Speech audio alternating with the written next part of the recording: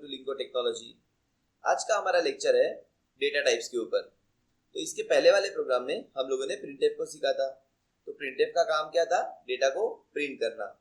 तो आज हम लोग को क्या करना है? डेटा को रीड करना है।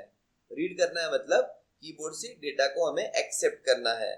तो डेटा को एक्सेप्ट करने के बाद कहीं पे रखना पड़ता है, और कौन सी टाइप का डेटा एक्सेप्ट कर रहे हैं तो उसके लिए कुछ अलग अलग फॉर्मेट होते हैं। तो उसी फॉर्मेट्स को हम लोग डेटा टाइप्स बोलते हैं। ठीक है, तो लेट्स अंडरस्टैंड डेटा टाइप्स क्या होते हैं। सबसे पहले तो यहाँ पे मैंने कुछ डेटा टाइप्स लिख के रखे हैं, जैसे कि इंटीजर, फ्लोट, कैरेक्टर और स्ट्रिंग। तो ये चार बेसिक डेटा टाइप है। तो इंटीजर का मतलब क्या होता है? जैसे हम लोग स्कूल में नंबर्स होते हैं हमारे पास, वैसे ही यहाँ पे इसको हम लोग इंटीजर बोलेंगे। तो स्कूल में हमारे पास कोई डेसिमल नंबर होता था 4.5.6, ओके 7.7, आजकल सीजीपी आता है 9.9। तो ये जो है डेसिमल, यहाँ पे ये जो लिखा गया है डेसिमल, तो इस वाले टाइप को हम लोग यहाँ पे फ्लोट बोलेंगे। उसके बाद कैरेक्टर एक होता है। कैरेक्टर में देखो ए, बी, सी, ये हो गए यहाँ पे कैरेक्टर, सिंगल अल्फाबेट, इसको हम लोग क्या बोलेंगे? कैरेक्टर्स। और इसके आगे जब हम कुछ नाम लिखते हैं, जैसे मैंने लिखा जावा, या मैंने लिखा इधर पुणे, ओके, यहाँ पे मैं लिखा मेरा नाम राहुल, तो ये जो वर्ड्स हमें दिख रहा है इसको हम लोग बोलेंगे स्ट्रिंग्स। इसको हम क्या बोलेंगे? स्ट्रिंग। याद रखो, सारे नंबर्स को हम लोग इंटीजर बोलेंगे। उसके बाद डेसिमल वाले डेटा को हम लोग यहाँ पे फ्लोट बोलेंगे। सिंगल अल्फाबेट्स के लिए हम लोग यहाँ पे कैरेक्टर बोलेंगे। अगर कोई वर्ड अगर रहेगा उसको हम लोग यहाँ पे स्ट्रिंग बोलेंगे। फिर इस इंटीजर को सी प्रोग्रामिंग में कीबोर्ड से जब डेटा को रीड करना है या प्रिंट करना है तो ये परसेंट एक सिंबल यूज करते हैं हम लोग। वैसे ही फ्लोट के लिए अलग सिंबल है %f, कैरेक्टर के लिए अलग सिंबल है %c, और स्ट्रिंग के लिए होता है %s। सो इसको हम लोग अभी डिटेल में पढ़ते हैं कुछ एग्जांपल के साथ। तो अभी हम लोग अपना डेव C++ एडिटर स्टार्ट करते हैं। Go to file, new and project, file new and project, यहाँ पे कंसोल एप्लीकेशन, एप्लीकेशन 3, सेव करेंगे इसको, एप्लीकेशन 3। तो सबसे पहले हमें क्या समझना है? Data types. ओके, तो ये डेटा टाइप्स हम कैसे यूज करेंगे? देखो, इंटीजर, अगर मेरे पास किसी का रोल नंबर है, रोल नंबर इक्वल टू 101, तो यहाँ पे मैं लिखा इंटीजर, ये रोल नंबर, ये क्या होता है? इसको वेरिएबल बोलते हैं। वेरिएबल मतलब क्या? हमारे कंप्यूटर के अंदर मेमोरी होती है, उस मेमोरी के अंदर हमें कुछ लोकेशन को रिजर्व करना पड़ता है। देखो, जैसे कि ये हमारे कंप्यूटर का एक मेमोरी है, एग्जांपल, ये हमारे कंप्यूटर में एक मेमोरी है। इस मेमोरी के अंदर मुझे एक नंबर रखना है, तो इसलिए मैंने एक ब्लॉक एलोकेट कर लिया। ये देखो, उस ब्लॉक को मैंने नाम दे दिया रोल नंबर। इस ब्लॉक को मैंने नाम दे दिया क्या? इस ब्लॉक का नाम है रोल नंबर। ठीक है, याद रखो। तो इस रोल नंबर के अंदर हम लोग कोई भी नंबर, इंटीजर लिखा है इसलिए कोई भी नंबर इसके अंदर स्टोर कर सकते हैं। तो मैंने लिखा यहाँ पे 10, तो ये रोल नंबर हो गया। तो ये जब हम लोगों ने ऐसे लिखा 101, यहाँ पे जैसे 101 अगर लिखोगे तो ये 101 मतलब यहाँ पे अगर हमने लिखा तो ये कंप्यूटर की मेमोरी के अंदर चला गया।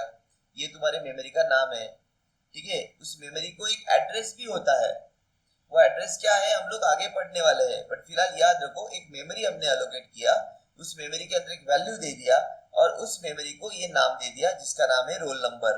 तो इसी को प्रोग्रामिंग के अंदर वेरिएबल हम लोग बोलते हैं।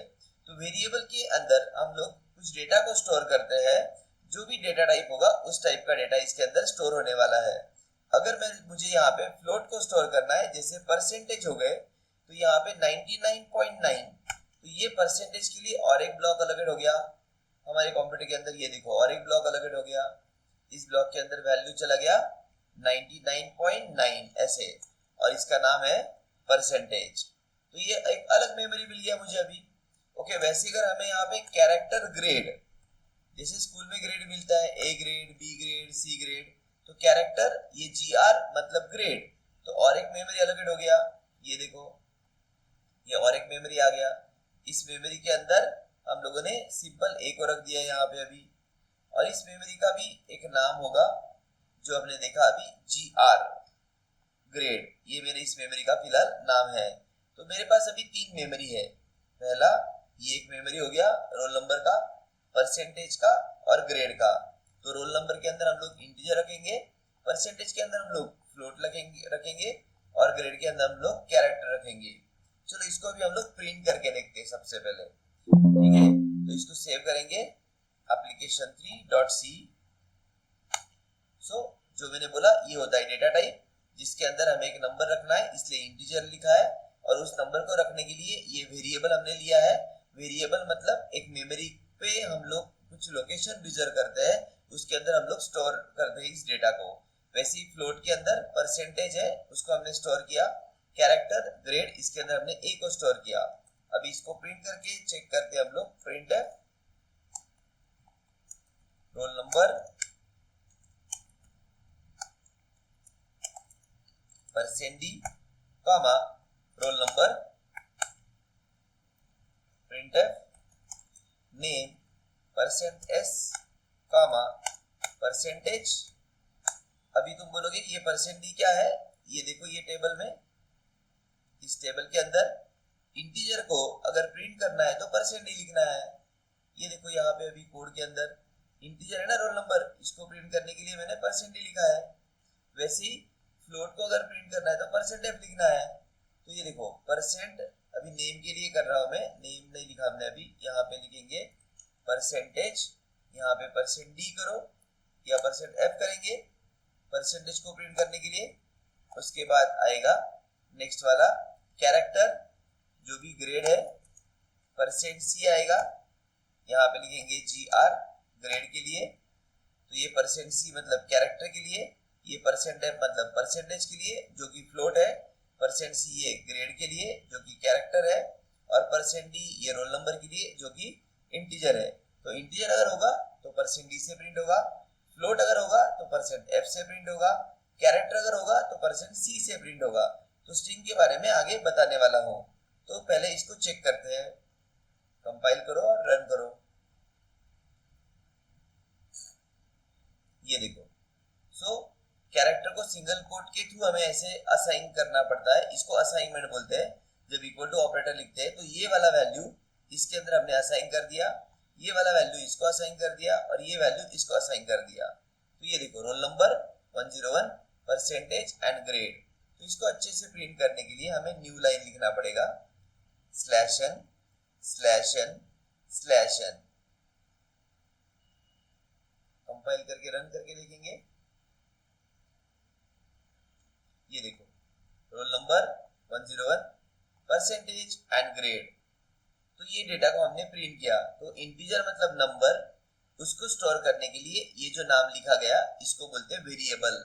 तो वेरिएबल का नाम कुछ भी लिख सकते हैं, ओनली जो प्री डिफाइंड वर्ड्स होते हैं जैसे कि इंटीजर, फ्लोट, इसको हम लोग कीवर्ड्स बोलते हैं, वो नहीं लेना चाहिए यहाँ पे। बाकी तुम कुछ भी लिखो, उसके कुछ रूल्स है, स्पेस अलाउड नहीं होना चाहिए, स्टार्ट विथ नंबर नहीं होना चाहिए, ये कुछ बेसिक रूल्स है, वो हम लोग देखेंगे अभी धीरे धीरे प्रोग्राम के अंदर।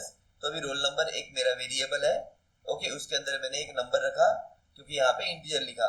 परसेंटेज एक वेरिएबल है जिसमें हमने डेसिमल वैल्यू रखा जिसको हम लोग फ्लोट बोलते हैं, और ग्रेड एक वेरिएबल है जिसमें सिंगल अल्फाबेट रखा है तो इसको हम लोग कैरेक्टर बोलते हैं। और इन तीनों को प्रिंट करने के लिए परसेंट डी से नंबर प्रिंट होगा, परसेंट एफ से परसेंटेज प्रिंट होगा और परसेंट सी से ग्रेड प्रिंट होगा। इधर हम लोग कुछ भी लिख सकते हैं इसके बारे में इंफॉर्मेशन, मतलब क्या रोल नंबर, फिर ये परसेंट डी मतलब इसके अंदर के वैल्यू को प्रिंट करेगा जो कि ये है, परसेंटेज जो कि परसेंट है इसके अंदर के वैल्यू को प्रिंट करेगा जो कि ये है, ग्रेड परसेंट सी ये GR को प्रिंट करेगा मतलब वो ए को प्रिंट करेगा। अभी हम लोगों ने आउटपुट देखा था, एक बार फिर से रन करके देखते हैं। ये देखो यहाँ पे 101 जो हमने इस रोल नंबर को दिया था 9.99.90 जो कि परसेंटेज का वैल्यू है, और ग्रेड ए ये देखो यहाँ पे ए को प्रिंट कर दिया। तो इस तरीके से अभी हमने क्या सीखा है फिलहाल, परसेंट डी को कैसे यूज करना है। अगर ये इंटीजर है तो परसेंट डी यूज करो, फ्लोट मतलब डेसिमल वैल्यू होता है उसके लिए परसेंट एफ यूज करो, और ग्रेड के लिए जो कि कैरेक्टर है उसके लिए परसेंट सी यूज करो। तो इन चीजों को बोला जाता है format specifier. %d, %f, %c and %s। %s को अभी हम लोग आगे यूज करने वाले हैं। फिलहाल अभी याद रखो, इंटीजर के लिए %d, फ्लोट के लिए %f, कैरेक्टर के लिए %c और स्ट्रिंग के लिए %s। तो अभी के लेक्चर में हम लोगों ने क्या पढ़ा है, डेटा टाइप्स को डिक्लेयर कैसे करना पड़ता है। ओके, इसको हम लोग वेरिएबल बोलते हैं और अभी ये वैल्यू हमने हार्ड कोडेड यहाँ पे रखे हुए हैं। इनको प्रिंट करने के लिए %d, %f और %c हमने लिखा है। ठीक है, यहाँ तक समझ में आया होगा। तो अभी हम इस डेटा को यूजर से रीड करने वाले हैं।